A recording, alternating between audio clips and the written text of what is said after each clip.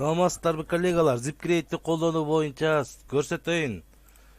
Биринчиден бизге Zipcrate'ке киргизүү керек.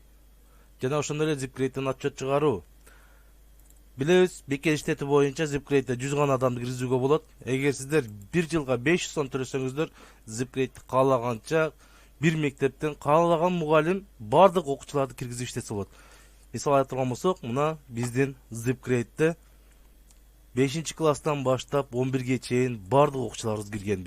5тен ылдый класстарды али киргизе элекпиз, анткени алар тестке жакшы жооп бере алыша албайт. 5тен өйдөгө бардыгы ар мугалим өздөрүнүн сабагында бардыгын колдонулат. Мен эми силерге список класстар болот бизде окуучулар. Ушул жерден add new student орусчасы жаңы окуучуну киргизүү болуп эсептелет. Бул менен басып бирден фамилияны киргизип отурабыз. Мен сиздерге целый классты киргизүүнү көрсөтөйүн. Мен целый класс катары бир нече мугалимдин фамилиясын алгам. Бул жерде көрсөтөйүн сиздерге мугалимдердин фамилиясын. Документте примерге деп могул мугалимдердин фамилиясын алып койгом. 12-А класста личный кылып даярдап койдум мына. Фамилия предметтеринен тиге. Так, бул үчүн эмне кылышыбыз керек? Биз программа тааный турган версияда, программа тааныган версия мына CSV деген. Ушулга өткүзүшүбүз керек. Өткүзгөнүбүздө бизге конвертер жардам берет. Установка сабакта биз установка кылсаңар бул жерден чыгат дегем. Мына чыкты конверт документов. Абдан жакшы программа, тез көчүрөт, алмаштырып берет. Так, документте примерге открыть дейбиз. Бул жерден документтин түрүн тандайбыз, на CSV керек бизге и конвертировать. На документ даяр болду сразу. 6 секундда списоктарды өзгөртүп берет бизге. Примерге 1 деп көчтү. Эми Zipcrate'ке киребиз. На биздин Zipcrate. Бул жерден добавить нового студента дегенди басса и кечиресиздер, импортты башыбыз керек болчу. Добавить менен биз бирден гана окуучуну киргизе алабыз. Ар бир жаңыдан киргизип атканда окуучуну бирден гана окуучунун фамилияларын терип киргизгенге туура келип калат. Бул жерде целый классты бир клик менен киргизебиз. Загрузкага түшкөн пример 1, мына открыть и загрузить. Мына эми жолго түштү. Биз эмнелерди теңдештиришибиз керек? Билебиз, жылдызча турган болсо, ошол обязательный линия экенин түшүнөбүз. ID номер берүү не обязательно, анткени Zipcrate өзү берет. Бизге эмнеси керек? Фамилиялар керек. 3-чү линия, мына 3-чү линия фамилия болуп турат. 4-чү линия аттары, name, past name. И ошондой эле классын берип коебуз. 5-чи, 12-А класста автоматтуу түрдө 12-А класс түзүлөт. Жана дальше кетет. Астыңкыларды берген кереги жок. Буну Zipcrate өзү берет. Import, finish import дейбиз. Мына 27 окуучу кирди, 12-А класс болуп. Студентке кирип текшерип көрөбүз. Текшерип көргөндөн мына классты бассак, бизге класс боюнча сорттоп берет. Класс боюнча сорттоп берет. Мына эмесе классты басабыз. Азыр көрөбүз классты. Менде азырча кечине интернеттен катып турат.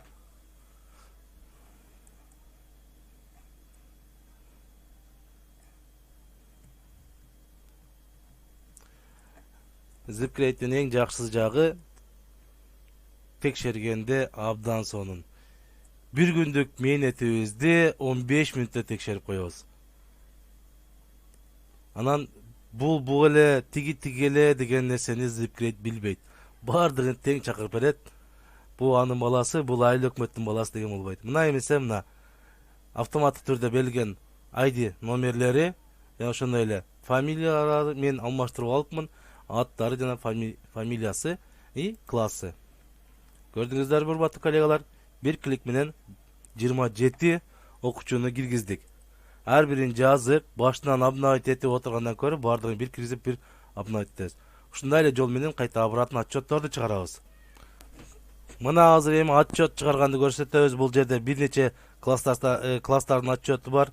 мен сіздерге удобный болуш үчүн азыраак бир классты алып көрсөтүп берейин. Мына 10 класстын отчёту.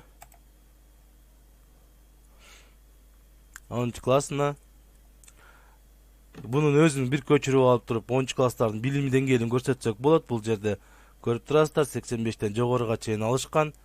Бул жерден проверкасын процентин берсек, мына 90%ке чейин тапшырган окуучуларыбыз бар экен. Иншалла ушундай дайым ушундай окушсын. Ушундай кылып бул жерден көрөбүз дагы, дайым ушул жерден көчүрүп жүрөбүз. Мына көчүрүп, анан проверкасын чыгарганда жакшы чыгара албайбыз. Не кылышыбыз керек бул үчүн? Көчүрүп алыш керек статистикасын. Могул жерден көчүрүп алабыз. Стандартный форма. CV формада түшөт. Билебиз, буну ачсак бизге түшүнүксүз кылып көрсөтүп берет. Мына. Эми буну кандай кылабыз? Конвертерден тескери формасын обратно колдонобуз. Новый документ сканирует побольше деп туруп жаңы сканер баштайбыз. Шолес, то есть выберите файл, на QS11 дегенди тергенбиз. Бул жерден документ кайсы түргө өткөзүштү көрсөтөбүз. Бизге Excel керек. Конвертер баштады. Мына эмесе конвертация бүттү. Эми QS-ти кайта көчүрүп алабыз. Excel форматына QS-ти көчүрүп алдык. Мына бардыгы бар. Көчтү. Бул жерден кандай сорттошубуз керек? Сорттогон убакта 10 Б классты өзүнчө сорттоп алабыз. 10 А класс, 10 Б класс дегенде кошуп туруп кечиресиздер, разрешитти беришибиз керек сөзсүз, ошондо чыгат. Класстын өзүн алып сорттойбуз. Класстан сорттолгондо бизге 2 бөлүнөт. Удобный болот. Сортировка Адан Яга чейин. Автоматическое расширение бардыгына тиешелүү болот. Мына эми А класстар өзүнчө жана Б класстар өзүнчө болуп которулду. Так, бизге керек эмес жагы. Бул жак бизге керек эмес. Конечно, удалить таштайбыз. Класстардын ортосун бир сыра бөлүп алайлы. Класстардын ортосун бөлдүк. Так, ID номерлери бизге керек эмес. Удалить этебиз. Экспонент номерлери тоже керек эмес. Аты, фамилиясы, канча суроо болгону деле керек эмес, билебиз. Канча суроо берген болсо ошо деп суроолорду көрсөтөт. Канча суроого туура жооп бергендигин көрсөтүп турат. Буну деле алып таштасак болот. Мына бул жерде канча процентке чейин жооп бергенин көрсөтүп турат. Бул жерди кичине бизге бүтүнгө алып келип алабыз. Кандай алып келебиз? Форматте чек болсо бул жерден деле берсек болот эле. Числовойдон осун нөлгө алып барып коебуз, болду. Мына эмесе мына бизге толук проценттелик берилип турат. Күлүштүн кереги жок. Күлүч катарды алып таштайбыз. Мына эмесе биягы бүт жооптор. Бардын бириктирип алабыз тарыраак кылып.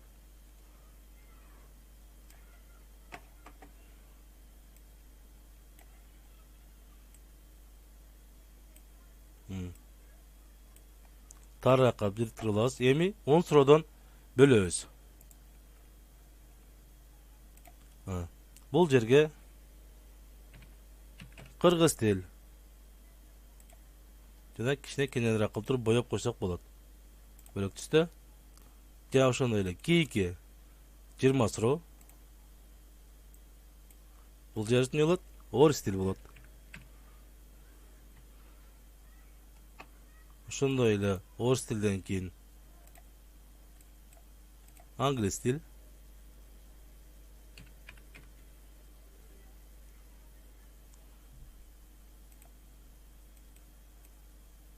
Ушундай калган предметтерди бөлүп алабыз. Азыр буну токтотуп турайлы. Боеп алдык бир сыра предметтерди. Эми бизге бөлүнүп туруш үчүн буну эмне кылып коюшубуз керек? Таблицага киргизип коюшубуз керек. Таблицага кичине сызык кылып койсок, бөлүнүп бизге жакшы болуп турат. Мына бардыгы болду. Эми жыйынтык чыгарышыбыз керек. Жыйынтык чыгарганда мен жыйынтык чыгарууда мен обычный эле формула менен эле койдум. Беребиз. биринчи чыгарган ошибка берип калат да, ошондуктан баардыгын бирден коюп туруп эле.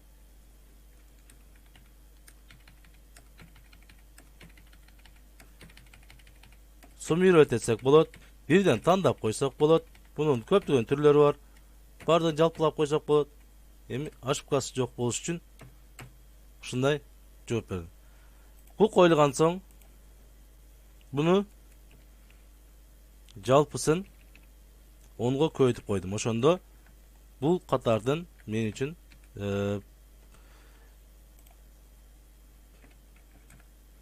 несі болду? Мен үчүн проценти чыкты. Ар бир предметтин проценти чыгаруу жолу ушунда. Мына эмесе. Эми ошондой эле ушул жакта кылабыз. Жалпысын алып туруп эле сумманы басып коебуз. И ушул беттин аркасын эле көбөйтүү 10. Ана ушул эле формуланы тегиз сатыга чейин апарып коебуз. Ана бул жерге дагы ошондой эле нерсе. Бардыгын белгилеп туруп басабыз. Жана ошондой эле буну 10ду көбөйтүп коебуз. Иншалла ушундай окуучулар 100%, 80%, 90% деген суроолор жооптор болуп жүрө берсин.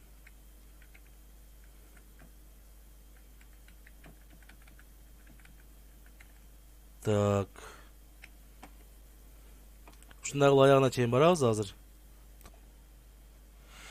5 суроолуктарды болсо, 5 суроолуктарды көбөйтөбүз 20га. Ошондо 100дүк эсеп чыгат. Математиктер жакшы билет буну. 60% болду. 100дүк эсеби чыкты.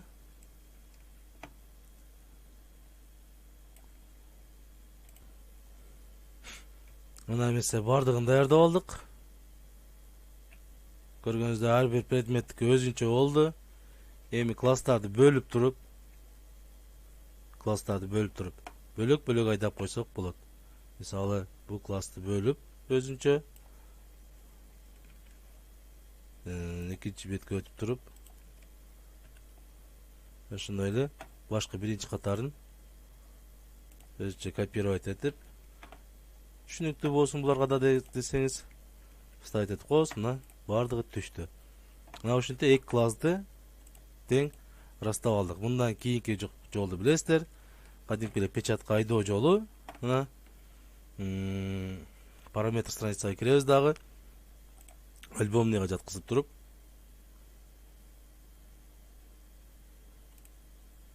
мына альбомный болду. Бул жерден биз кысып бардыгын бир кагазга түшүрсөк да болот, батырып алсак болот. Азыр 3 кагазды бир кагазга батырып көрөлү. Так.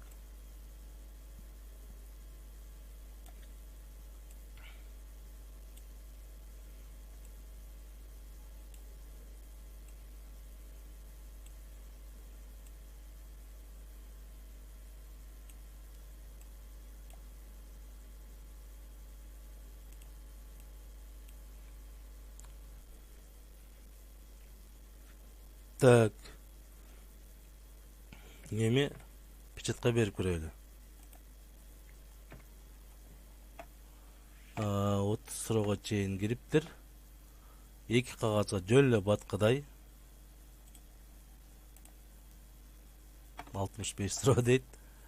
Параметр страница, поля кичинеден кичинетип коебуз. И жана процентин кичинетип койсок, мына эмесе 2 кагазга толук батты. Отчетты чыгарып колуна бере бересиздер ар бир класстыкын.